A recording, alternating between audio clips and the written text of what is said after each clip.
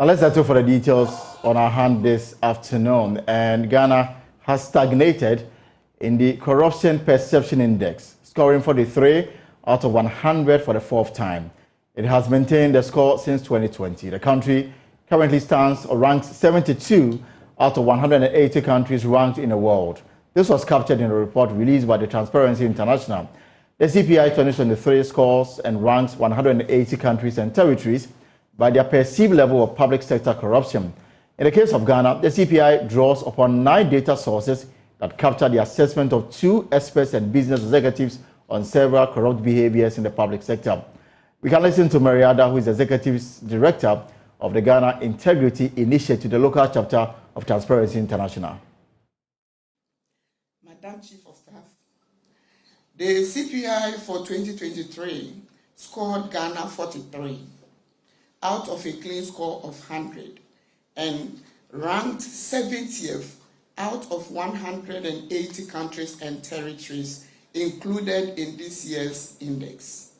In fact, the score has remained same since 2020. This, I must say, is worrying because an analysis of the data spanning 4 years for 6 African countries that had stagnated revealed that 67% of them, that's 4 out of 6, dropped in subsequent years after stagnating for such a long time.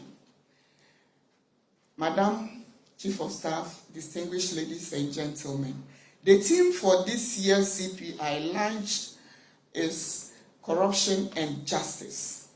According to Francois Vellarain, as the board chair of Transparency International, corruption will continue to thrive until justice systems can punish wrongdoing and keep governments in check.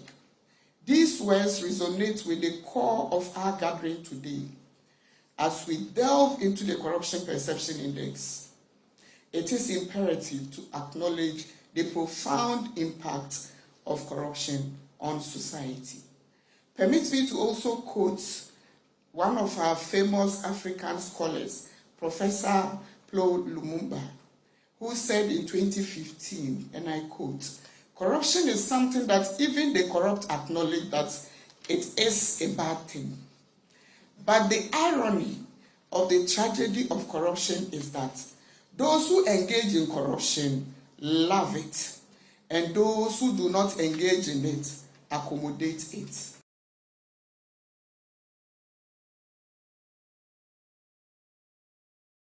So let's break it down for you, and my colleague Kofi Ajay with our research desk joins me in studio. Kofi, 4 years on the row, same position. We are not making any progress. Tell us what the report captured.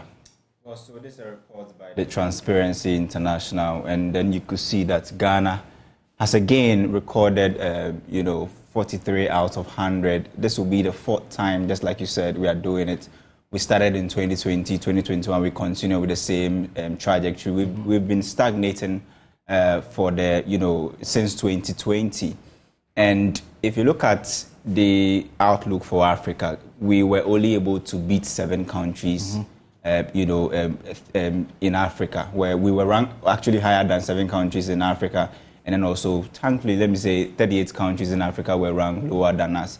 So basically saying that our situation is not that bad, even though it's bad. Well, it is bad, but I mean... It's not that bad. It's not that bad compared to other countries. 39. And that includes also South Africa. Absolutely. South Africa dropped this time around.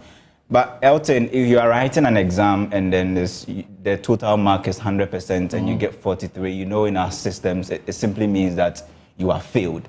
And, we were asking the reason why we are still getting the 43 out of 100. And since 2020, actually, instructive to note that. Absolutely. And Transparency International actually answers that question why Ghana is still 43, scoring 43 out of, So tell us the why.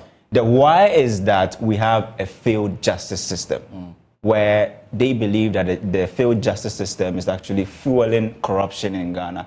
And that's the reason why Ghana is not able to actually progress. We've been stagnating, just like you said, for 4 consecutive times.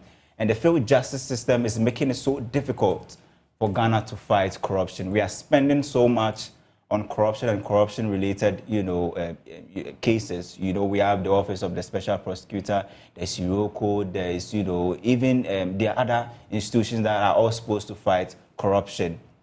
But in spite of this huge budget that we give these institutions, for the past 3 years, we've not seen any progress in terms, especially in our justice system, where the report believes that Ghana is actually stagnating there, and that is not really helping the country to actually move forward or make progress on the corruption perception index. So we are still 70 out of 180 countries across the world. And then the GII offers some recommendation, in their view, if implemented, can help address the perception of corruption, especially in the public sector. Well, so 4 of these recommendations actually caught our attention. The first one is that the executive should urgently present a conduct of public officers bill in Parliament immediately. Urgent. It's very urgent. And we've been talking about this for years. For years. And the last time I spoke to the Deputy Attorney General on the probe here in this studio, he told me that the draft is before Cabinet. They had to make some amendments, and they are hoping that they will take it to Parliament when the House resumes. Now, the House is going to resume on the 6th of February. The expectation is that it will be one of the items that the government will bring to the House. Now, thankfully, he's joining me on the show to update us on the status of this. And then the other recommendations that have been, highlighted by the Ghana Integrity Initiative, and how what the government is doing to reduce the perception. Great. So there's also the second one, apart from the one that we are talking about, and that there should be a limited immunity for judges in judicial matters. One of the key reasons why Transparency International is saying that we are still where we are is because of the failed justice system. And one of the recommendations is that we should reduce the immunity that judges actually enjoy in judicial matters.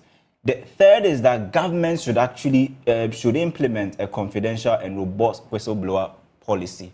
We're talking about the game theory. Exactly. Where we say that, if the two of us arrange that there should be some sort of corruption and corruption-related activities should go on between us, the one who decides to blow the whistle will get a certain reward.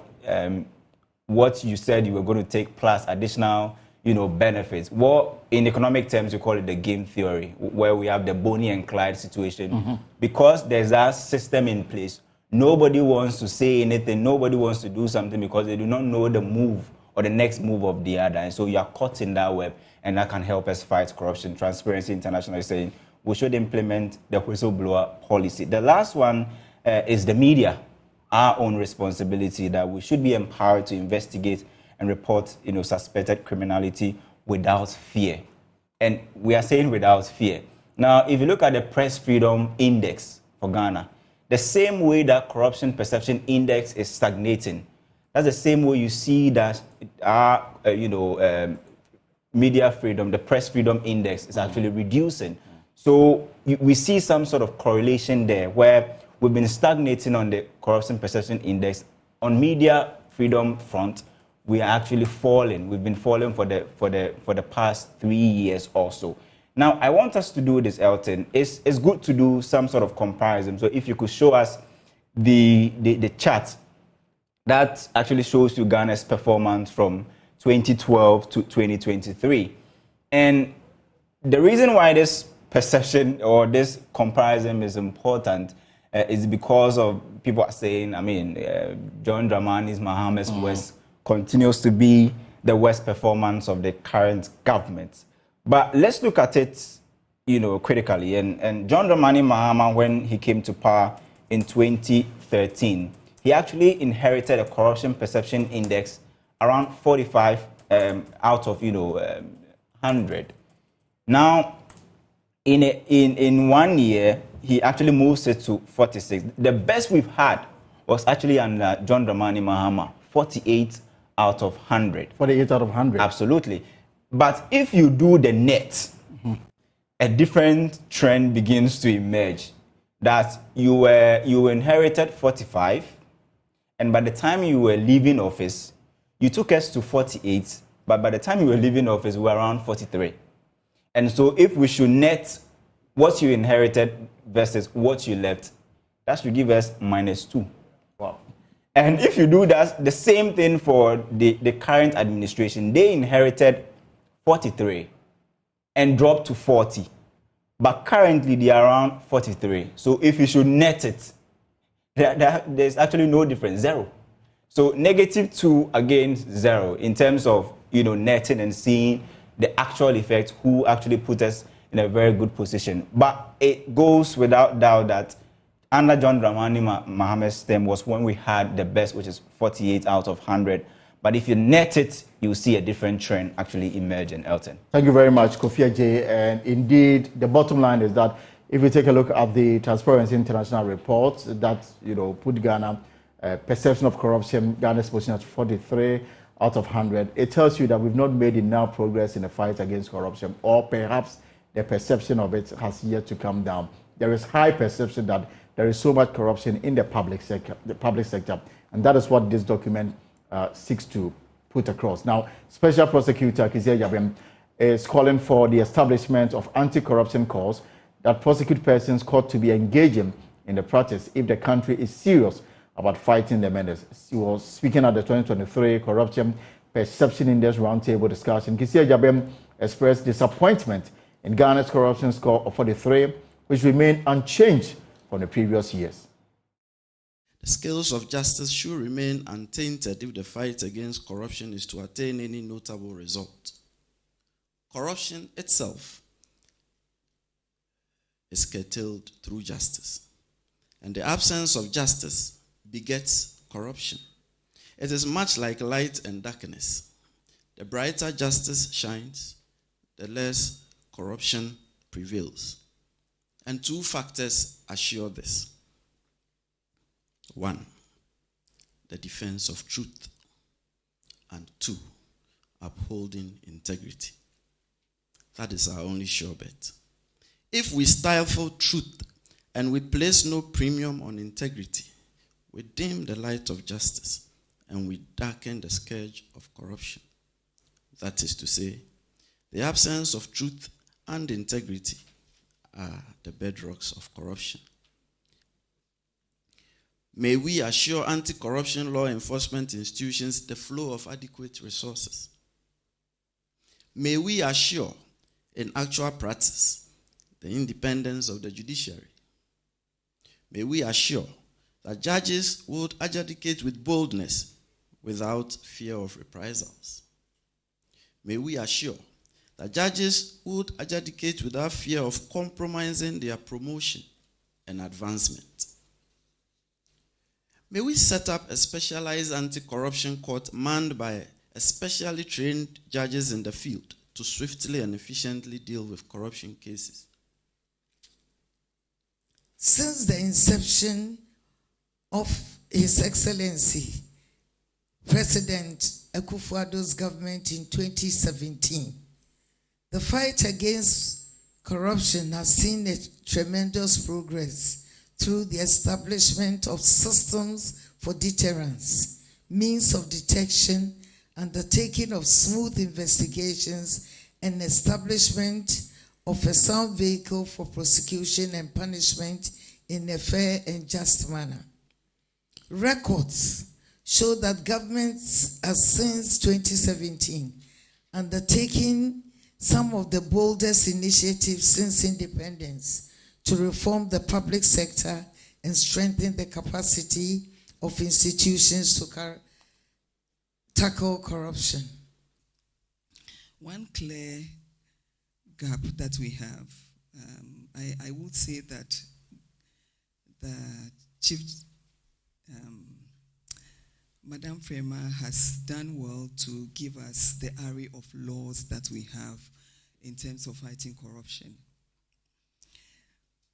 But I would also like to say, when it comes to these laws, we have challenges in some of these laws. For instance, let's take the asset declaration law. That does not mean anything in terms of the fight against corruption.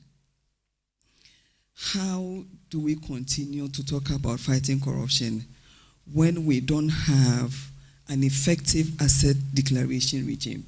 the actual had happened, not that they have caught somebody, but because they have identified that even if you're caught, you can go scot-free. If you're caught, you can go scot-free.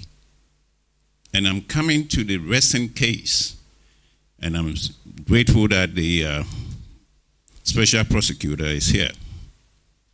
A special case where a high-level public official was assumed to have been caught with resources beyond what she could have acquired.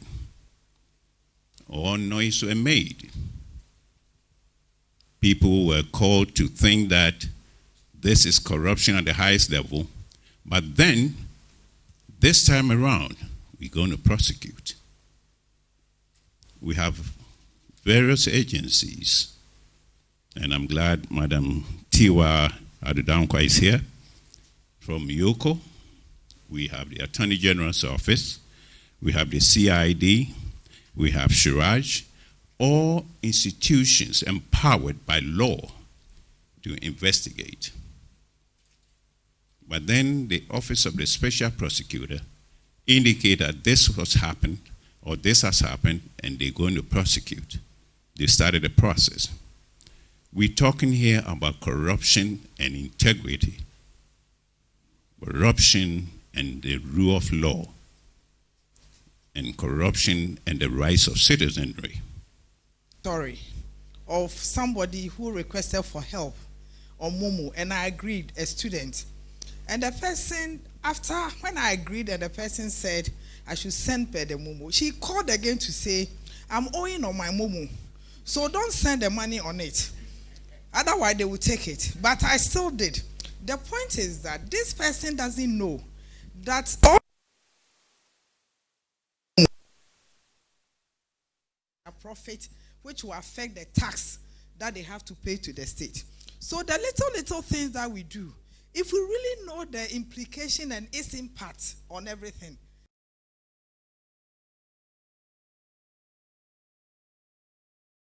So you've been listening to show of commitment by high-ranking government officials. They are showing their commitment. They say that they are ready to fight corruption. You listen to the chief of staff. You also heard the special prosecutor, the head of Yoko. You just listened to a while ago. And of course, Nana Osebonsu, who is with the Private Enterprise Foundation. Now, coincidentally, he also was once chair of the Anti-Corruption Coalition. So we're going to discuss this matter in detail.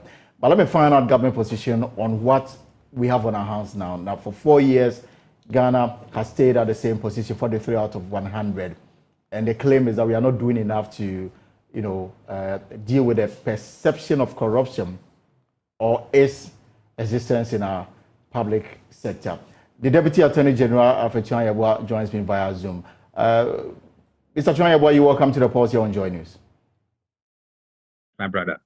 And it's good to have you here. So we all woke up this morning hoping to see improvement on Ghana's standing on the Corruption Perception Index, only to discover that we've maintained the same position for 4 years, 43 out of 100. The claim is that we are not doing enough in the fight against corruption. Let me pick your initial reaction to the report put out there by Transparency International. Thank you very much, my brother. Yes, it is true that for some years now, we have stagnated.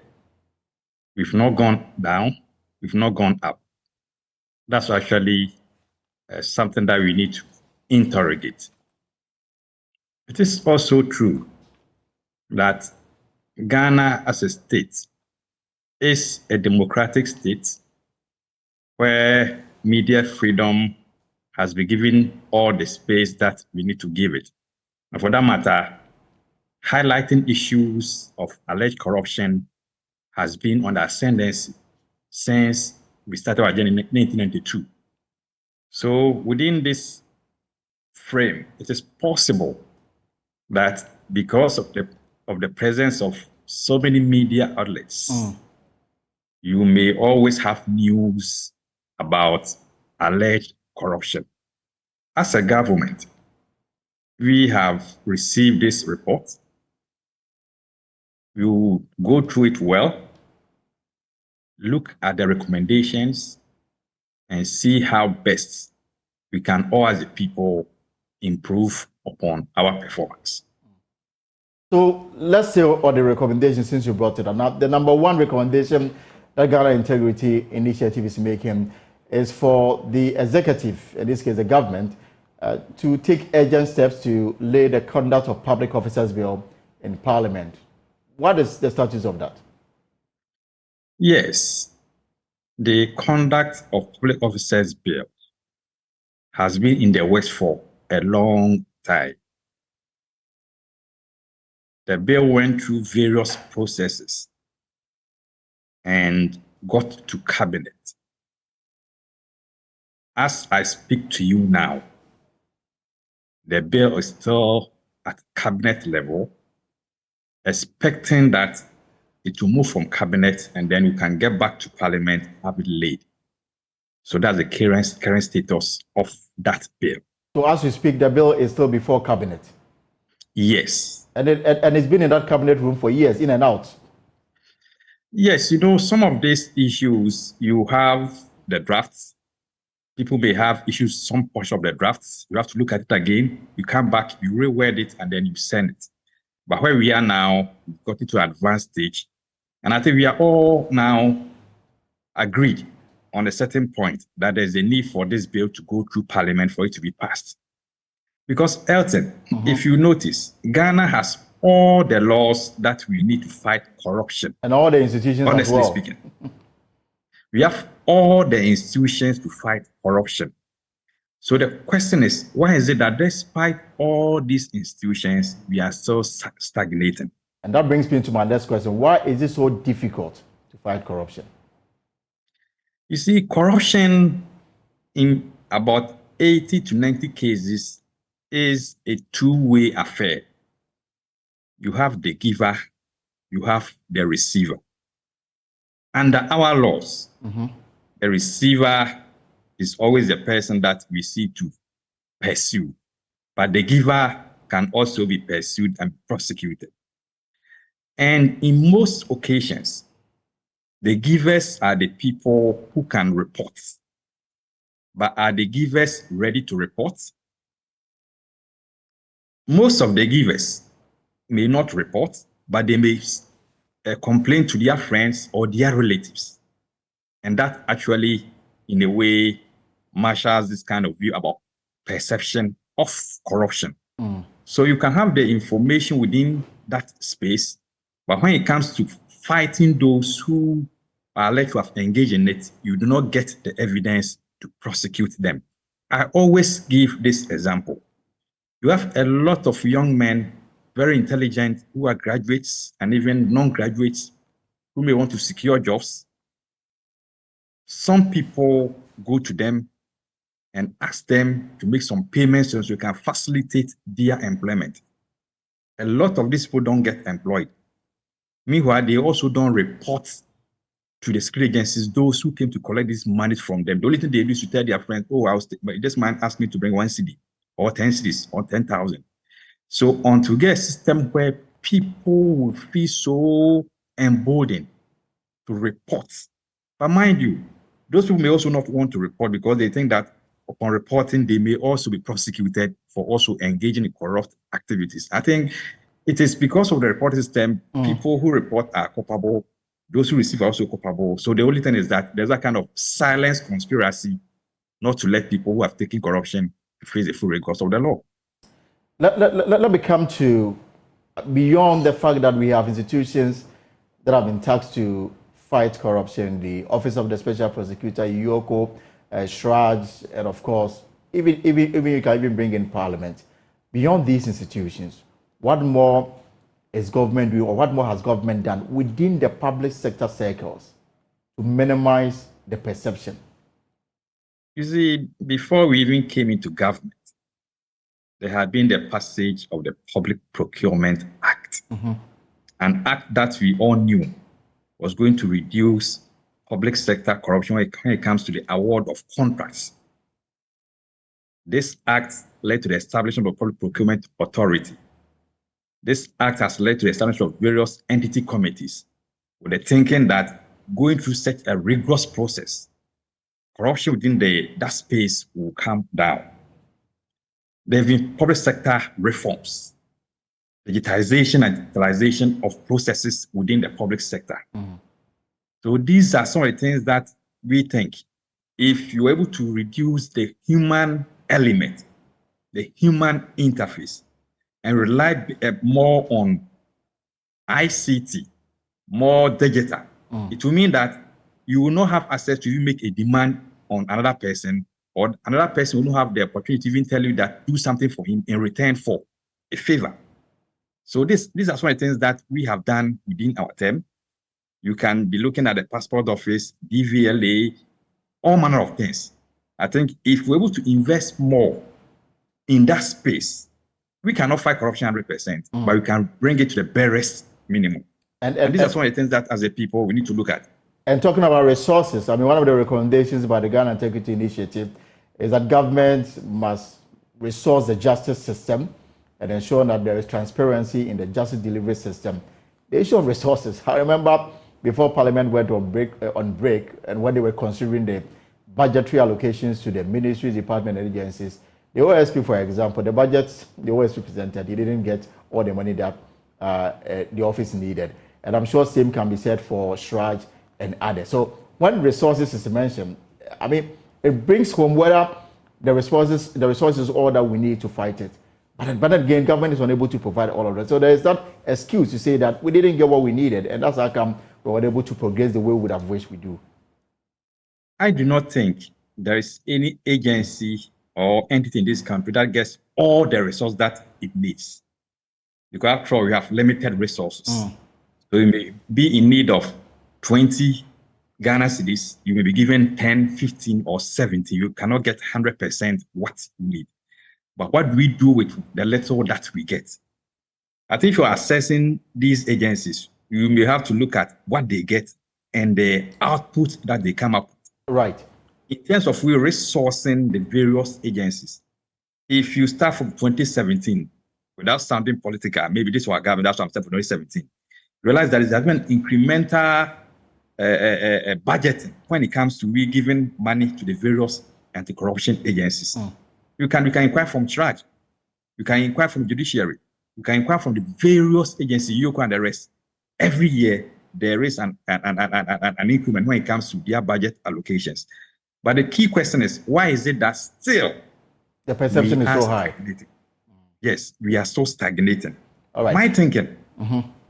My thinking is that corruption fight is not an individual responsibility. It is something that we must all come together and fight it.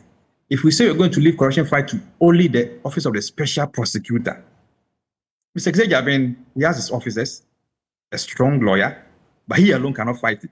And today, for example, the OSP has also been talking about challenges the office is facing, and so it looks like we are running in circles.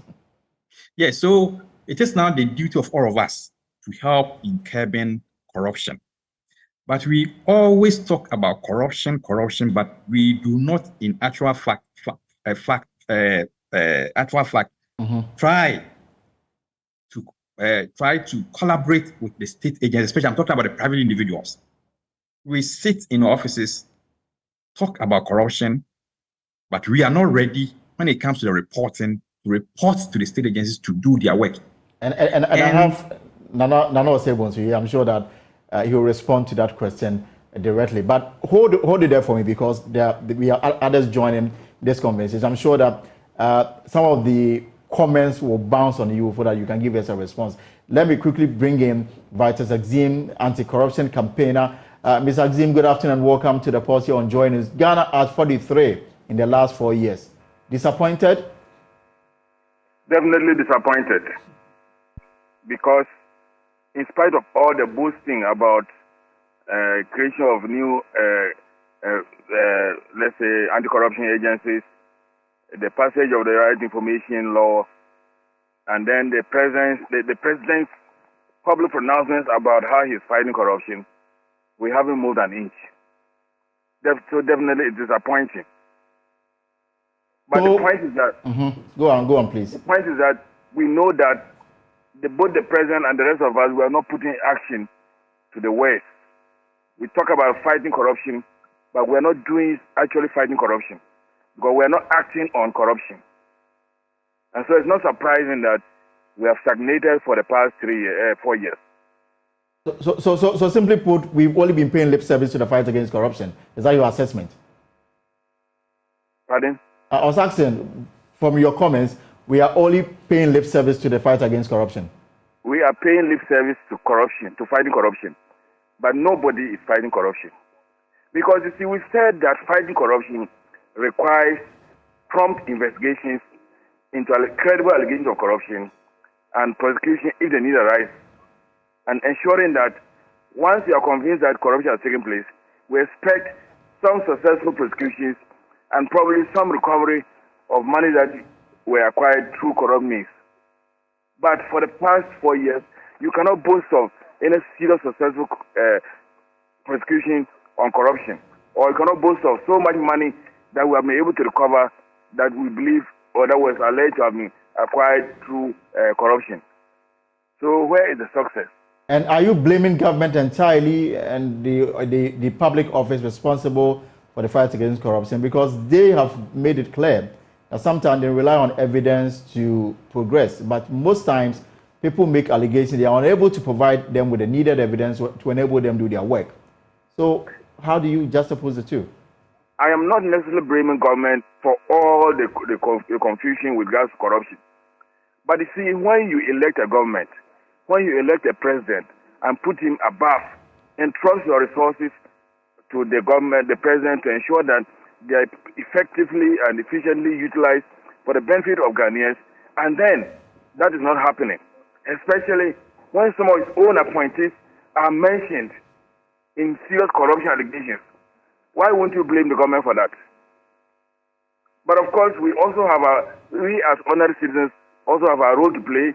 The anti-corruption institutions that also have their role to play, and they may not be playing it as expected. And they always tend to also put the blame on the same government that is supposed to give them the resources, give them the independence to do their work, which they are not getting. Right. So therefore, the way out of this, we have stagnated at the same position for 4 years, and Ghana Integrity Initiative, your former office, they've made some recommendations to government, including the passage of the Conduct of Public Officers Bill, ensuring transparency, resource the anti-corruption agencies to do their work, and all those things. Are these things that the tools we need to lift ourselves off the ladder? You see, we need a holistic approach. We can do these things, but again, it is not necessarily going to push us go up on the CPI. Because you see, when you do all these things, but then a final authority that is supposed to take action on them, they feel that they take action. You know, Ghana, we are very good at passing laws. But when it comes to enforcement of those laws, we are found wanting. And that's why we are failing the fight against corruption. And that's why I'm saying that we are not putting action to our ways. We set up these institutions. We give them some resources, not adequate, of course. Resources are not adequate at all. And somebody should not be talking about, oh, they've had an increase. Look at the absolute. You are just look at absolute figures and say no, we have had additional increases in the budget. Those increases do not mean much when you bring into consideration inflation and the exchange rates. When you calculate it that way, even the resources are less than what they received in the previous years. But that's not even as important as ensuring that those resources we give to these anti-corruption are efficiently used. They too can be blamed for not efficiently using, just trying to work within what they have. All right. Yes. Then even their own integrity sometimes is questionable. So therefore, we are very far away from achieving success in this area. We are very far. This year, a few countries in Africa have passed the 50% mark, but Ghana has never even touched the 50% mark. The highest we ever got was 48, and we've come down to 43. And I even believe what we are hearing today about the AFCON, the budget for AFCON and all that, if this was taken into consideration, we wouldn't even have made the 43. And over the weekend, the MPP held its parliamentary primaries, and issues of corruption was quite high. Yeah, that's another thing. When you are distributing TV sets, when you are giving 3,000 to 1,000 delegates, where are you getting this money from? So it's not just the lack of commitment at the top, but their own involvement in these corruption issues. But as citizens, me and you, have you also done enough to help the anti-corruption agencies do their work and do it well? I mean, they talk about absence of sometimes basic evidence that they need to go on, and they don't get it. People make allegations and they run away from it. You see, I would say we have not done enough. But the problem is again with the system. If I go and report as a whistleblower, I expect to be protected. And then I expect those I'm reporting to act on my report. But they may not act, they may not give the necessary protection, and they may not even act on my report. So next time I will not encourage to go and report. Apart from the fact that my name may even be given to the people I've reported against, and there may be intimidation and some action taken against me by those that I've reported. That is the problem. Right. Mr. Axim, thank you very much. If you can hold on briefly for me, then let me bring in Nana Osei-Bones. Nana, good afternoon. And I saw you in the shot we played earlier. You participated in the roundtable discussion that outdoor this latest report on corruption. And I also realized that you used to chair the Ghana Anti-Corruption Coalition. So you are still chairing. So you are really neck deep into this. What is your initial reaction to the latest report on Ghana? Disappointing. Very disappointing in the sense that we have all the laws we need. We have the institutional frameworks that will allow us to cut corruption into pieces, but we don't. Why? Because we don't enforce. And nobody's monitoring whose responsibility it is to do what or not do what. And because of that, people get away with anything. Did we even need the Office of the Special Prosecutor from the beginning anyway? We have Attorney General's Office, we have YOCO, we have SHRAJ. All these institutions existed. Government want to bring in some independence in the prosecution of corruption and corruption-related If issues. you are appointing an Attorney General, you don't think they're going to be independent, why appoint them? It's a government responsibility to appoint people with integrity, to be able to withstand any approaches to influence them unduly. So why do you appoint somebody who is going to succumb to some kind of coercion or some kind of gift giving? The argument back then was that because the Attorney General sits in the same cabinet with ministers, if there is an issue involving a colleague, it's sometimes difficult for them to prosecute. It's only in the ministries or the higher levels of government. Corruption is all over the place. Even with private sector, let me tell you, the reason private sector is against corruption at all costs is because it influences inflation. It influences pricing that we're going to charge the citizenry, charge the community. Because private sector will have to recover monies we paid or demanded on us to pay to unduly to people who Is this so real or perception, this issue of payments of bribes, especially in the private sector, to public sector officials? What is corruption? If we don't make a payment to anybody, then there's no corruption. I'm saying this because sometimes the allegation is thrown out there. And since it's not proven by anybody says that I gave money to XYZ and that is the reason why I'm going to increase my pricing for my chocolate or for my cocoa or for my what, then it's all perceived. We're talking about two different things. Right. Perceived corruption and actual corruption. So let's talk about the actual corruption. The actual corruption is very difficult to police. But if the citizenry stand up to integrity, stand up and face things, and there's enforcement of the laws, and you, for instance, you work here, all of a sudden you're driving a Rolls Royce to work, somebody has to challenge how you made the money. Right. And the citizens are aware of that. Do we report? No, we want to be part of the chorus. We want to enjoy some of the benefits. Some people wake up. Let me give you. There was a primaries last weekend and previously the NDC. There will be elections. Once the people are elected, these were people in the community who did not have that much access or who were not perceived to be rich. All of a sudden, they become parliamentarians. You see people troop up to their homes, line up in front of their door, asking for help, to pay medical bills, asking for help to pay school fees, asking for help to pay other things, even to feed themselves. Why are we going to them? Where do we think they should get the money to help? The money to help. So these are coming from us as citizens, because we actually push the people, because he also wants to look good. He wants to look right in the front, in the face of the demands. So corruption index is the perception, the view of the public that there's corruption. And if there's corruption, my fear and my real point is the young people growing up now are going to say, if I happen to be in a position like A, I'll take all the assets, because at the end of the day, I'll get resources to pay bribes to others so I don't get persecuted. And I also live fabulously rich and thereafter. So what we have to do is look at the resources that we have. We have all the laws we need. We don't have to create one bit of law. We don't even need it to create the Office of Special Prosecutor, as I said. But we have. Are we monitoring the action of the special prosecutor, where demands are being made by the office that some people need bulletproof cars and, oh, are you kidding me? No. So we have to be careful how we spread our largesse to the various agencies. As I said, we have Yoko, we have Siraj, we have Attorney General's office, we have the police. The common police, when they arrest somebody or when somebody is accused of corruption or common stealing, the investigations are done in the quiet, and then they bring them to court.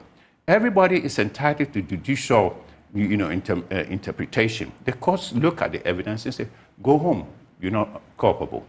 Go home or we put you in jail. But here we are, spreading gossip in the public domain, and then come back and say, we're sorry.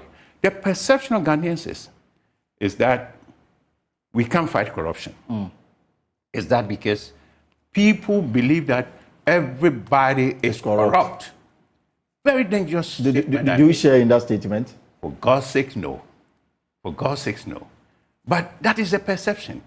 I've been put in a situation where people are coming to me, Nana, I know this guy is doing this, I know that guy is doing it. I'm not the police. What do? Go to the police. Hey, no, I ain't going anywhere.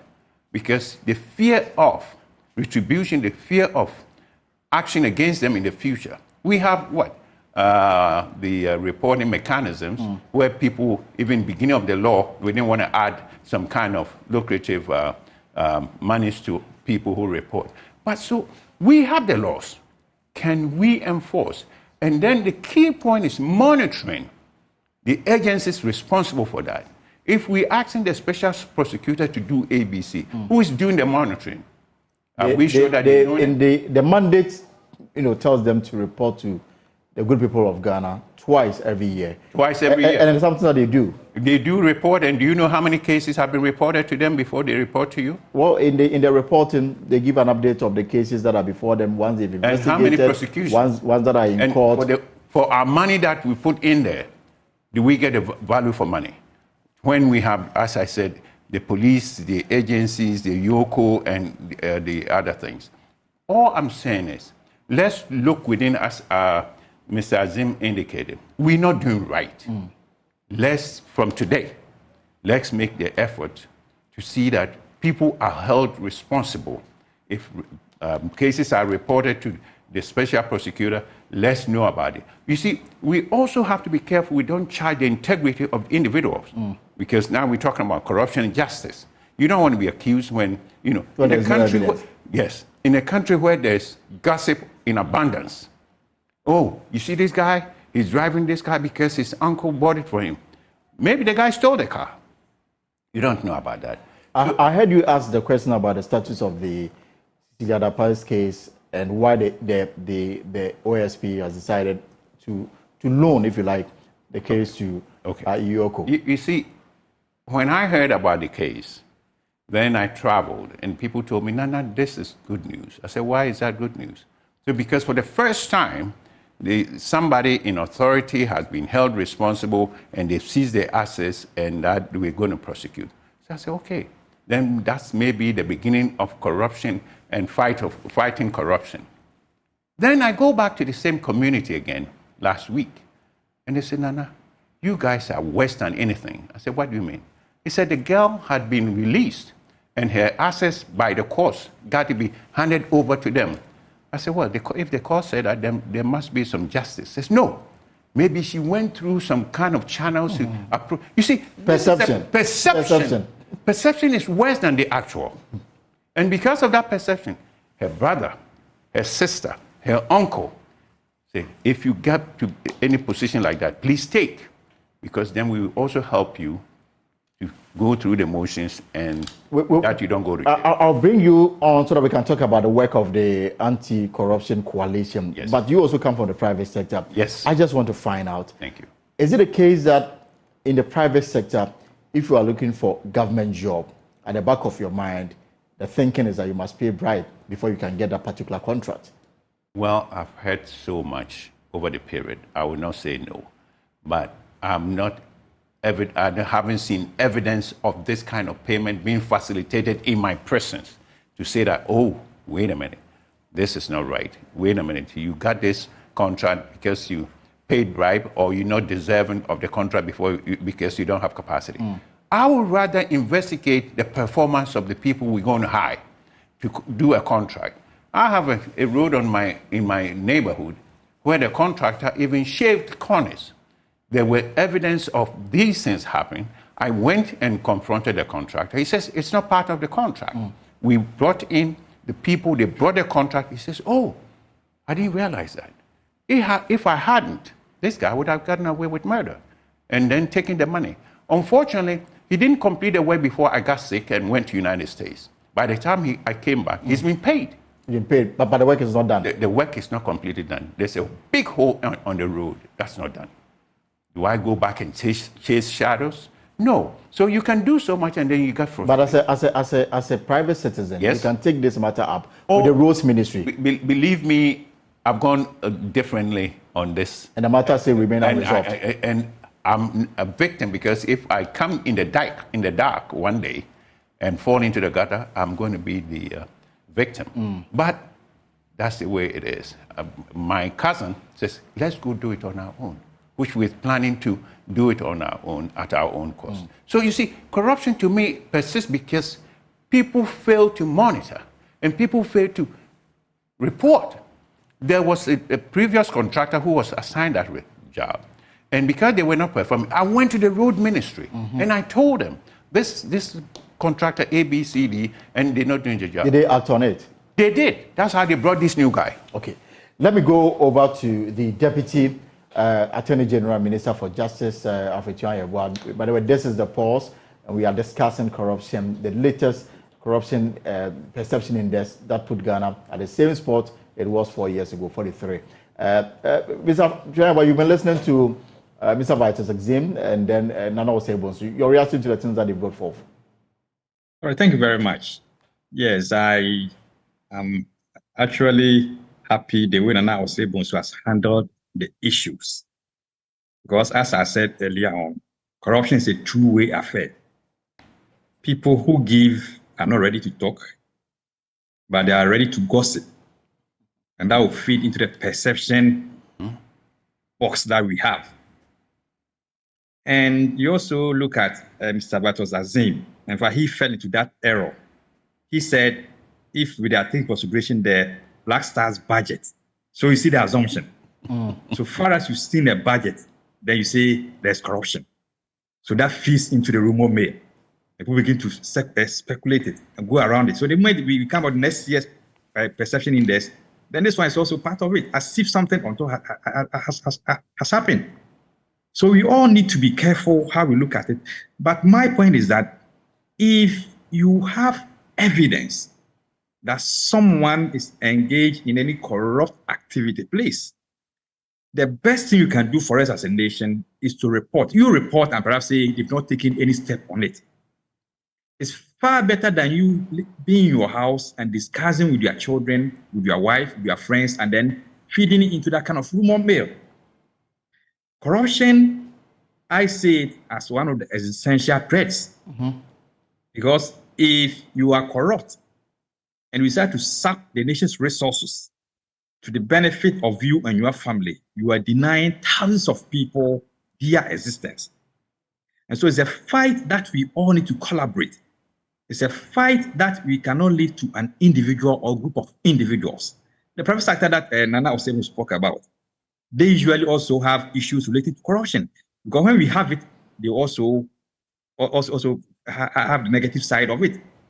The media, it's your duty to also unearth any form of corrupt activities. And I am of the humble opinion that we are getting these kind of figures because of the work that you are also doing. You highlight some of these rumors. Some may be correct, some may not be correct. But when it comes to the measurement, so far it is a perception, it falls into it. So I think we've got to a stage where we have to look at the reality and the perception.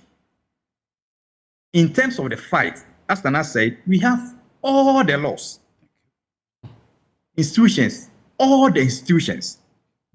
Investigations, I can tell you that whether it's OSP, whether it is IOCO, whether it's the police CID or Commission on Human Rights, they are all doing their job as investigators. But still, we are not getting people prosecuted in court for corruption.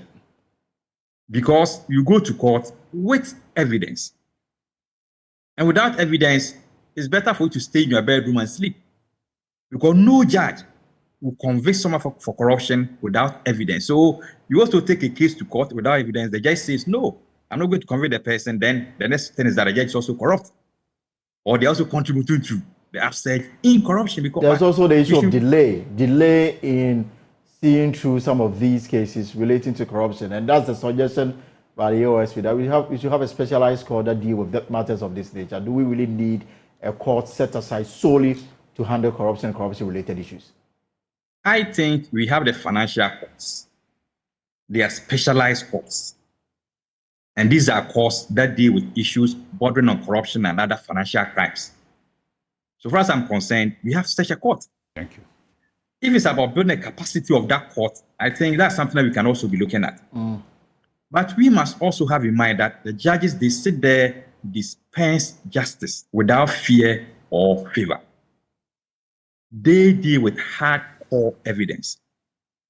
You may want to have some form of speculation, put it together, go to a court, and I can assure you the court will tell you they are not there to endorse speculations. You can have the perceptions. You can do the perception to the court, but the court will tell you are not here for perceptions. We are here for evidence. And now, Ethan, you can go to the street, meet 10 graduates, and they will tell you, if you don't pay money, you won't get employed in Ghana. You don't pay money, you won't get enrolled in the military or the police or the fire service or whatever. So that is the perception. But what is the evidence? And so within our head, we perceive it. But when it comes to practicalizing whether the perception is right or not, we fail to do so. And that's how come we've been stagnating for some time. I hope and pray that, as Nana said, we all as a group of people will come together and say, now enough is enough. We are ready to talk so we can expose those who are engaged in corrupt activities in our dear nation. Let me ask you a personal question, and it's a question that relates to corruption. You were into private legal practice before venturing into politics. Now, when the issue of corruption is mentioned, the accusing finger is always pointed at the public service officer. More importantly, the politician. The claim is that every politician is corrupt. How does that make you feel? And is that really a reality? Ethan, you see, I feel so bad when I always hear that all of us are being painted with the same brush. Those in executive, judiciary, and then the legislature, we are all human beings. We are not saints. But the moment corruption is raised, especially about executive, then it's like every politician is corrupt. To tell you honestly, when I was in private practice, I was living better than being a public officer now. I always say that this is a national assignment, it's a national responsibility that we're supposed to perform. And for that matter, despite the perceptions or non-perception, it is my sacred duty as a Ghanaian to also help what I'm supposed to give to my society. But again, some would And if also care is say not that. taken, Some would also and say if care is that. not taken, All right. and if care is not taken, Okay. if care is not taken, it will come to a point where decent-minded Ghanaians will shy away from holding political office. Thank you.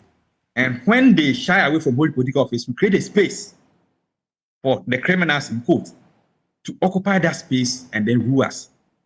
And that's the reason why I'm very happy if people who are caught in corrupt activities are reported so that we can just isolate those who are engaged in that activity and deal with them in accordance with law. Let me find out if Mr. Vitus Azim is still on the line. Mr. Azim, are you still there? All right, I don't have Mr. Vitus Azim on the line. I will come to you to wrap up on this, Mr. Deputy Attorney General. But let me come to Nana Osei-Bones. Nana, you heard him. But again, I'm more interested in the work you have done from the perspective of the Anti-Corruption Coalition and whether what we have on our hands right now justify the continued existence of that particular entity. Well, I think the Anti-Corruption Coalition, we have people like Kojo Pumpuni, Sante, we have Beauty, and the GII, Mary, and others. All we can do is publicize what needs to be publicized so the people that are responsible to enforcing, keyword, enforcing the laws will take cognizance of their responsibility and enforce the law. What I see missing critically is the monitoring of what they do. Who is doing the scoring? Who is saying that OSP is not performing? Who is doing the Attorney General's office is not performing? Who is saying that the police are not performing? So we don't have the monitoring mechanism. That doesn't mean we should create a new law. In the first time of the Akufo-Addo administration, there was a ministry for monitoring and evaluation. Yes, and the job of that particular ministry was to evaluate the performance of the ministers and to inform the president whether or not such persons should be continue in office. What happened? Did they perform? If they're not performing, now let's create that. Or let's enforce within the agency. I don't want us to create new laws. I don't want us to create new agencies because I think we have superfluous of those kind of things. Right. And as I said, if you enlist the private sector, you come to the point where private sector is being solicited to pay bribes. You see the people overseas, how do they get to know that Ghana is corrupt? Because when they come to do business here and you demand A, B, C, D, they go back and report to their country. These guys are demanding an arm and a leg. And unless I do this, I cannot continue doing business. They go back, report, and we add the pricing of that cost to what they're going to charge the citizenry, and we pay through the nose. So inflation goes up as a consequence of corruption. So what we need to do is find out people with integrity. They can be compromised. And somebody asks whether politicians should all be painted with one brush. No. They're good politicians, they're bad politicians, like everything else. But because the citizenry believe, conclusively that every politician is corrupt, once you voted to become an MP next week, they come line up in front of your gate. You don't want to look bad within the community. You don't want your parents... So you have to find a way to pay them. You have to find a way to pay them. So you're going to solicit from the left and give to the right. And they're not going to shy away coming continuously until you're out of office. Let some people go to their villages and see how many people, if you're driving a beautiful car, how many people come to you for money? You think that you're plucking money from the tree? No. But the understanding is this country is full of gossip. Mm-hmm. If you allow the gossip to spread, the corruption becomes number one topic. So if we're fighting in courts with the rule of law, and then the perception in the court is that the judges are going to also do their bit, then people now will build confidence gradually. It's not going to come overnight. But do you have absolute trust in the independence of the judiciary? Oh, yes, I do. In time past, we've had reports that suggest that some judges could easily be influenced by even a goat. Yes, you see, but those are minority. Those are the minor situations. Because this is a system where people are caught within the shortest possible time if they indulge in that kind of activities. So I have confidence in our judicial system. Mm-hmm. Let's do. Sometimes they test them in a very different ways, and they fail. Those who fail, hallelujah, they let go. Those who, meet the test of time, they stay. And so the judiciary can do their bit once we do a thorough investigation, you see, let's not forget the right of the citizenry to rule of law, to justice, is part of our Constitution. And don't accuse when you don't have the evidence. And if you don't have the evidence, the court of law would throw your issues away. But if we do, and we try so many other people in maybe corruption, accepting bribes and all. Hey, if you're driving on the road, you see the policeman put his hand on the car and he's taking something and we're laughing. It's not funny. Mm-hmm.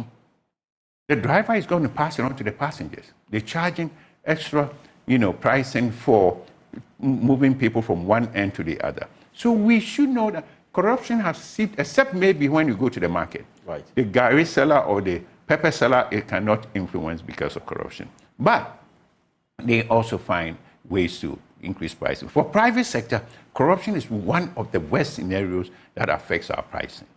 So we feel like if we're going to do anything, we should help in fighting corruption and monitoring in a way. I can't stop talking about monitoring. Monitoring, right. Because it's critical that we monitor actions of people in high public office. Where did they get their thing from? Where did they get their new car from? Where did they build this new house? Look around, all these beautiful homes you see here. Majority belongs to the government of Ghana. The resources from government of Ghana that were taken, taken unduly, that's what they used to put up there. Now, I'll come back to you so that I'll allow you to give me your final words in terms of solutions to this matter. But let me go over on Zoom and let me bring in the Deputy Attorney General so that I can let him go and continue with his work. It's always a busy time at the ministry. So, Mr. Afetioye, just let me pick your thoughts on your final words. Government has this document. Are you going to study it? Are you going to pick lessons from it? How are you going to approach it? Yes. As I said earlier, we are concerned about this stagnation. And having had access to these reports, we will look at it critically. Mm-hmm. If they need to review or tweak some aspects of our tools that we use in fighting corruption. We shall not shy away from it, because we think that the institutions have been created, the laws have been passed, but for the past years, still we are stagnant. So it means that something needs to be done. Definitely that thing will be done by this particular government. I'm just getting a few questions here on our WhatsApp console, and one is asking, Parliament is coming back on the 6th of February. Is the conduct of public officers one of the key business that government will lay on the floor? I cannot confirm it now. As I said, the bill is still in cabinet. Depending on when it comes out, then we'll go to Parliament for it to go through the processes. But the commitment is there, and we'll definitely make sure that this bill is passed into an act of Parliament. Right. And another person is asking that there's this huge perception of corruption on the Trafigura matter. We understand it's all quiet now. Does this suggest that government has resolved the Trafigura matter permanently? You see, I think that's where the problem is. People look at judgment debts and they equate it to corruption. Here's the case where there was a breach of contract or a termination of contract, put it in the proper perspective. The other person went to court and he went for arbitration, then he had judgment. It doesn't mean that automatically there's an aspect of corruption. But people, anytime they hear about judgment, there's corruption. For you may know that is not the case. And in actual fact, in most of them, it is not about corruption. It is about governance structure. But you may have an instance where corruption may be part of such a process. But as far as you are concerned, that matter is now being handled at that end, and we are making every effort to make sure that that judgment debt is liquidated.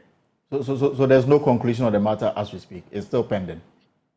I know as a fact that the government of Ghana, since the attachment of the property, has made some payments and we continue to engage them. But as I speak, I don't know exactly where we've got into, but we've taken some giant steps to have that judgment debt liquidated.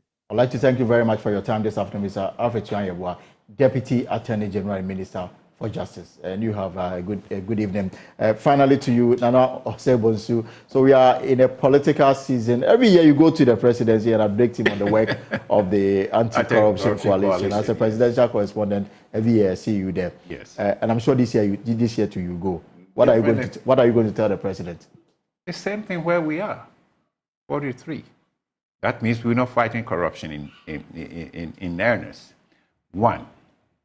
And also, to talk about this time, we're not only going to go to the presidency, we're going to go to parliament as well, and we're going to see the judiciary. Last time, we met them separately. We're trying to find a common ground where we can bring them together to see who assigns to what.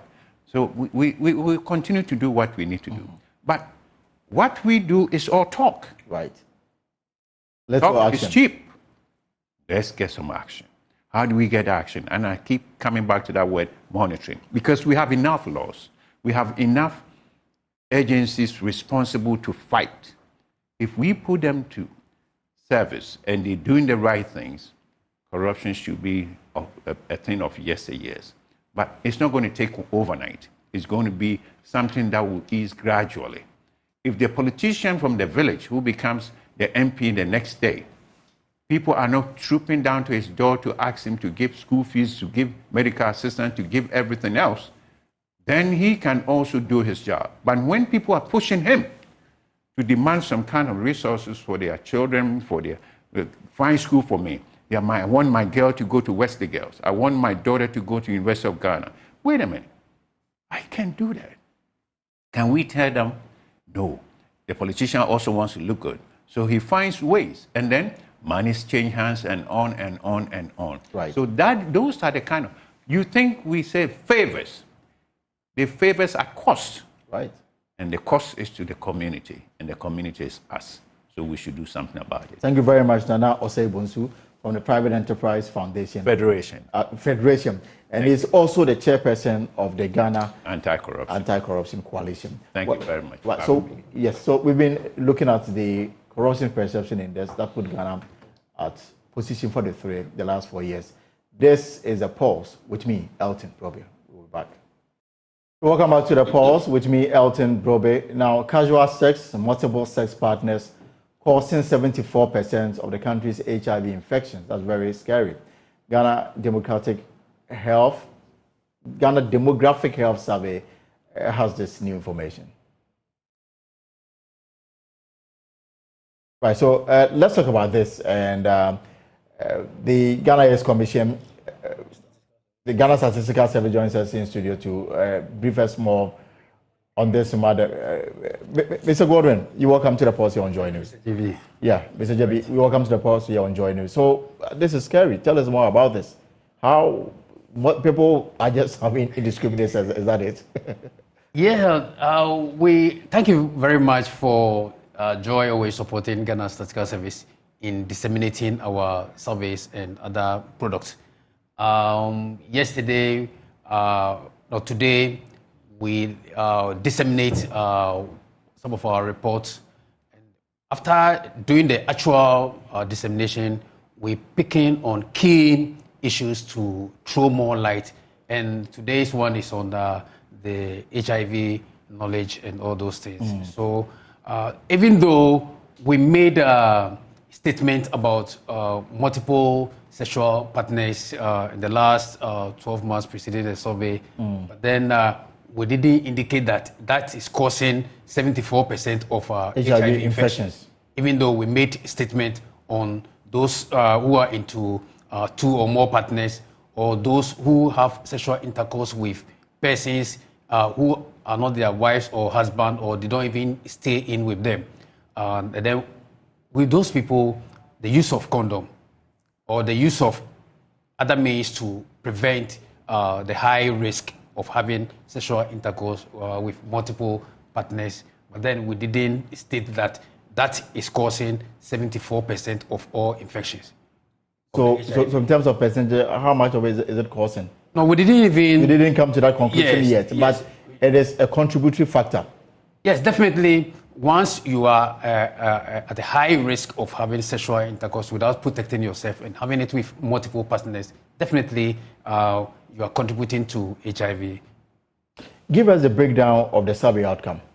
Yes, so we even categorize the youth. The youth are very, they form the bulk of the population. So even we look at them, for them, 15 to 24 years, we identify that 3% of them have 2 or more partners. 15 to 25 years. 24 years. 15 to 24 years. Yes. 3% of them have 2 or more partners. Female or males? That is women. That is females. Then the male is 9.9%. So we see that the male, those who have 2 or more partners, they are about 3 times higher than that of the females. What is called 15 to 24. Then again, so basically between the ages of 15 and 24, people in this category, they have multiple partners. Yes, male and female, and that forms the 3% for females, and then 9.9% for the meaning the males are keeping more. Yes, right. So that is how. Then again, one thing we also did was that there is a national HIV/AIDS strategic plan, 2021 to 2025. So we picked the figure for 2022 because the DHS was conducted in 2022, and then we compare. So for that one, the strategic plan, the target is that we should have 2.2% of the population, 15 to 24 years, that is the women, to have multiple partners or 2 or more partners. But so we had 2.2, meaning that we didn't meet that target of the 2.2 because we did 3.0. The male, the target is 7.7. Then almost maintaining the same outcome. But then we hit 9.9. So you see that our target, we're not able to achieve it. There's a deficit. Right. But tell me, why are they keeping multiple partners? Did you find out? No, we didn't ask that question, why they are keeping multiple partners and all those things. We're asking questions about the HIV, their knowledge. Then we see the behavioral issues relating to having sexual intercourse, whether you have one partner or you have 2 or more partners, because they all have implications as far as our HIV is concerned. What are the other findings? Yes, we also look at those who had sexual intercourse in the last 12 months with persons who are neither their husband or wife, or they don't live together. Cohabitation. Yes, this one is habitation or something like that sort, but they don't live together like any other partner. So for that one, when we look at the women 15 to 24, the figure is 34.2%, meaning that such women had sexual intercourse with persons they don't stay with. That of the men is 35.2. Again, there is a target for our strategic plan. We're supposed to do 29.6 for women, but we ended up doing 34.2. So it went higher than your target? Yes. So meaning we still have to work more so that we'll be able to hit our target set for the national strategic plan. So we also look at those having multiple partners and the use of condom. Because or contraceptives? Yes. So, no, condom in particular. Okay. Yes, because that will protect you from getting an infection. So that one too, we're supposed to, for the what is called the women 15 to 24. Yes, it's 23%. 23 don't use condom? They use the condom. Okay. It's supposed to be 100%. Right. So we ended up only what is called 23. So about 77% did not use the condom. But are they aware of the existence of female condom? Yes, they are aware because the Ghana AIDS Commission and other partners, the National AIDS Control, they have been what is called promoting the use of condom, another preventive mechanism to help reduce infection. I'm interested in the outcome of the males in this category. Yes, for that one they are 34.5, so it's higher than the women. Meaning more people are having sex without using condom. Sure. Yes, that is the the issue, especially those having multiple partners. Okay. They don't use the condom as it's supposed to be. And then quickly run us through the other findings. So the one particular thing too is the testing of the HIV for pregnant women.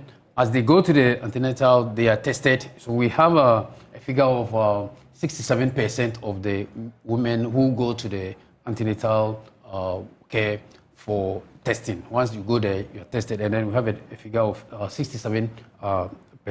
So that is a 2022 when we conducted the survey.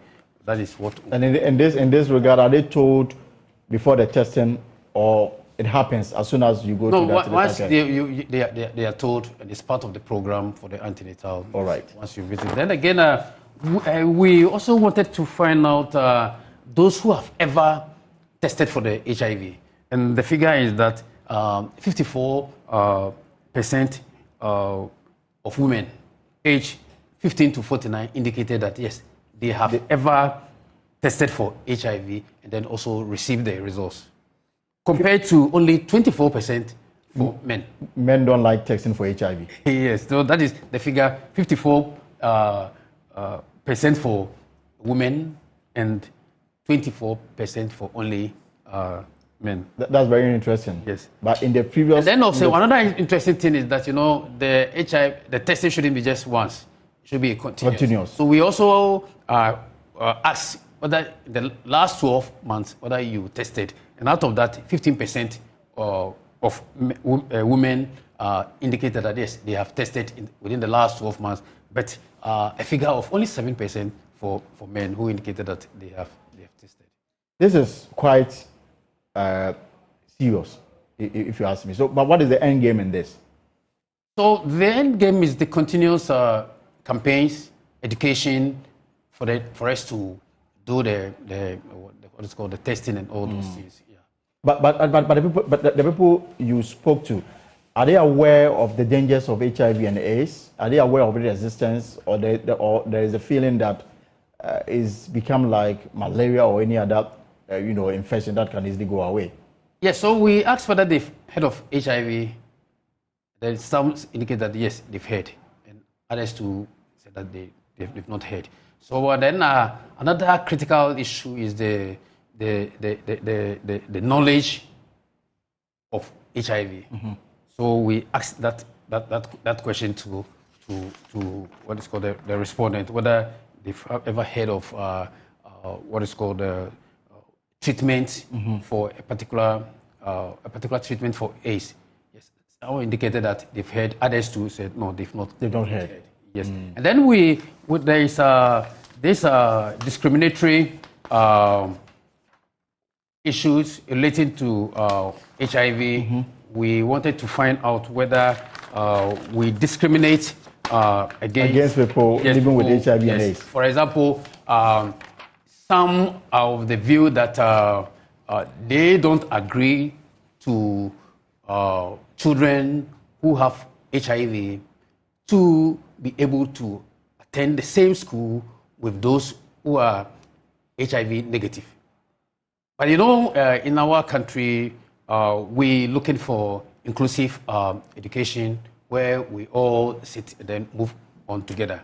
So a sizable proportion indicated that no, they don't believe that it is good for children who do not have HIV/AIDS to be in the same classroom with them. Then again, also the sale of vegetables, whether you would like to buy a vegetable from somebody or a shopkeeper, that person is having HIV. And then also there are other discriminatory attitudes towards persons with HIV. So all these things, we put them together in our report, and also to drum home on the need for us to do well in order to be able to live together. Also help those who are not well. When you take the SDG Goal 3, the well-being and then good health, it indicates that yes, we should all have good health. And then also, so once we discriminate, it's like making it difficult to even fight it. Yes, there are issues. Before I let you go, so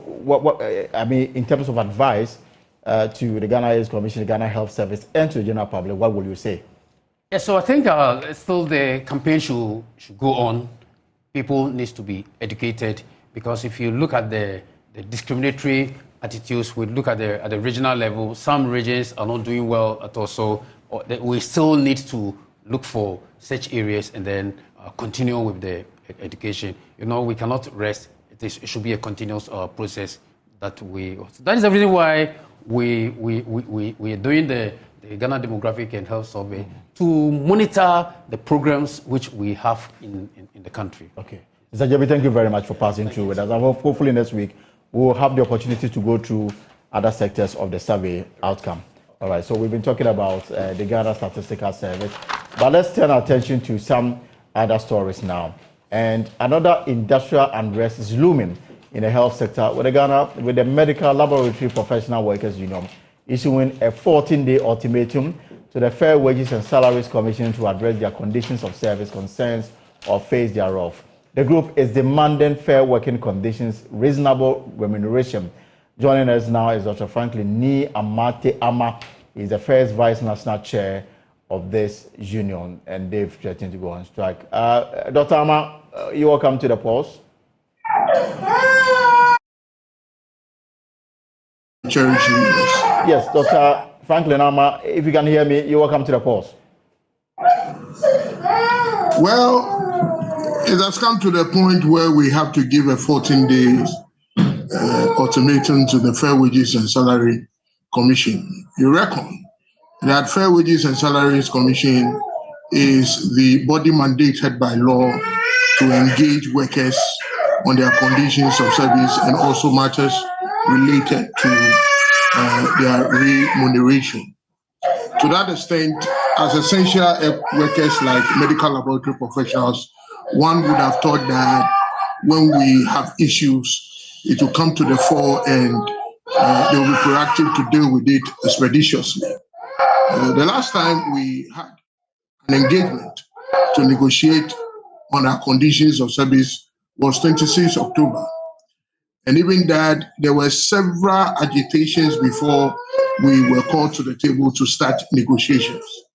Now, the point must be made that as medical laboratory professionals, we are convinced that it is beginning to appear that until we agitate, we are not called to the table.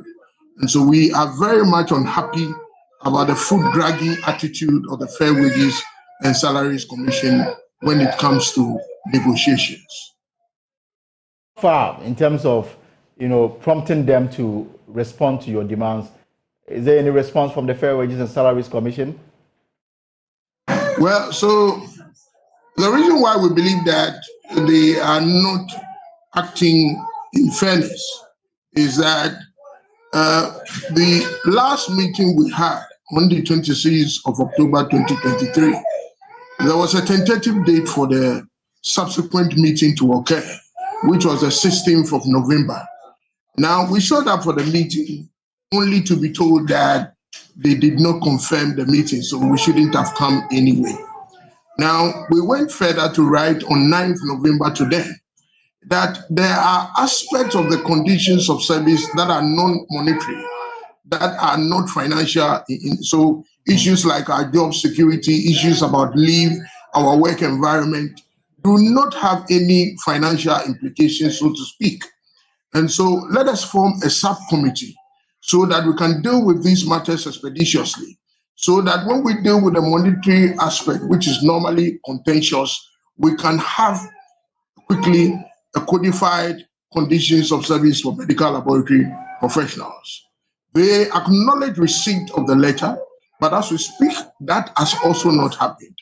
We believe that it is an attempt to delay the process and not attach to it the agency that it deserves, because you and I know that we are essential service providers. Right. When you talk about reasonable remuneration, is it about your salary? What exactly is it?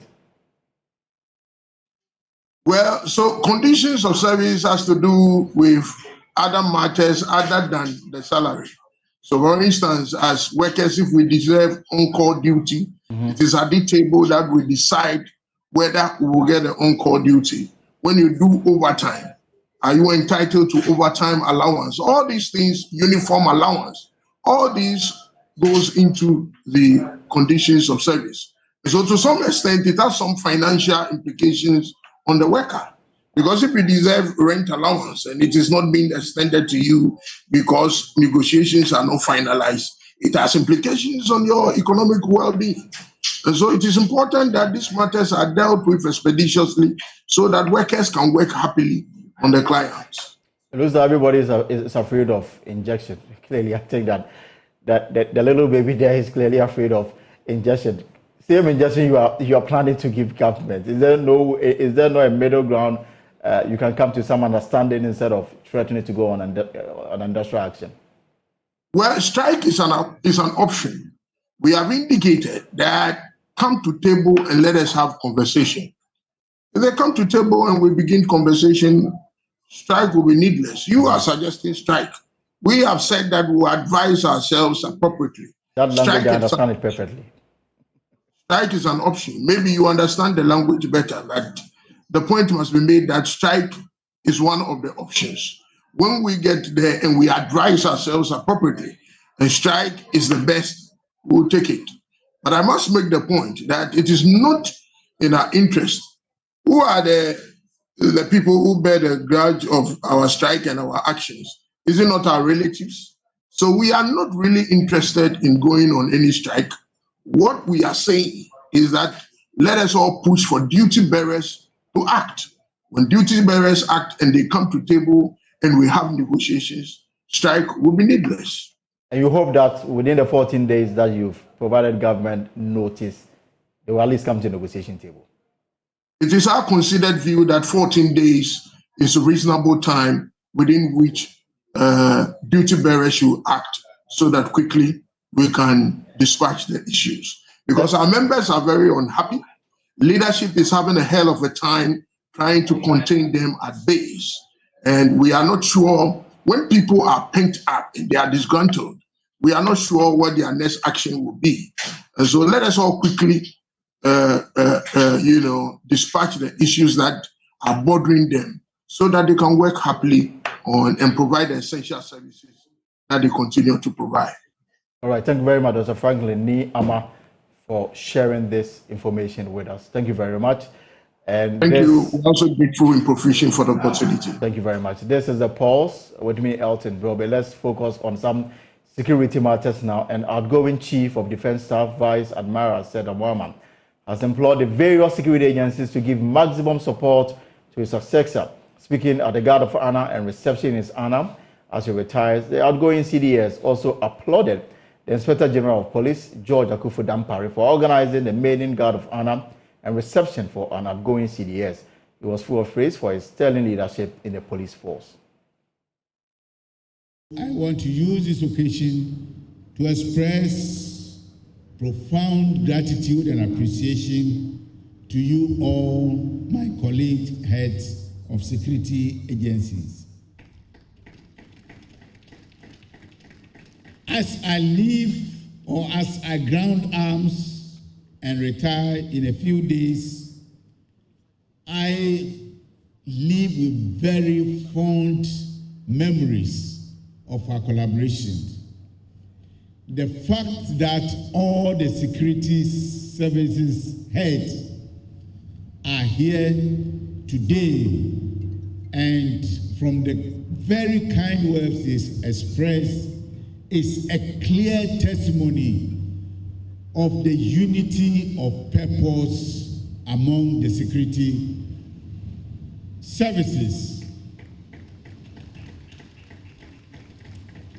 This is in sharp contrast to some occasional reports that we may read in the media about the rivalry amongst the security services.